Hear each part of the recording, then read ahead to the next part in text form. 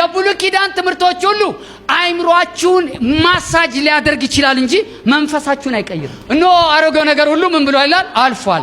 ማንም በክርስቶስ ቢሆን ምንድነው እሱ? አሮጌ ማለት በአዳም የሆነ ኃጢአተኛ ነው። በአዳም የሆነ በመርገም ነው። በአዳም የሆነ በጎልያድ ነው። በአዳም የሆነ በዳዊት ነው። በአዳም የሆነ ገና በኖህ ነው። በአዳም የሆነ ኤልሳ ይላል። ባዲው የኦልድ ቴስታመንት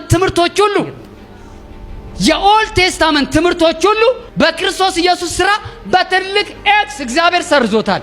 የብሉይ ኪዳን ትምህርቶችና ስርዓቶች ሁሉ ለትምህርታችን፣ አዲስ ኪዳን የሆነ ትምህርቶች ሁሉ ለነጻነታችን። ለዚህ ነው አሁን እንግዲህ በክርስቶስ ኢየሱስ ላሉት ምን ይላል? ኩነኔ የለባቸውም። በሱ መሞትና መነሳት እግዚአብሔር ነጻ አወጣን። በሱ መሞትና መነሳት እግዚአብሔር ፈወሰን። በሱ መሞትና መነሳት እግዚአብሔር አጸደቀን። በሱ መሞትና መነሳት ከአብ ጋር አስቀመጠን። በሱ መሞትና መነሳት ሕይወትን ሰጠን። በሱ መሞትና መነሳት ብርሃንን ሰጠን። ክርስቶስ ተኮር የሆኑ ትምህርቶች የመጀመሪያ የሚያመጣላችሁ ምንድነው ስትሉ ነጻ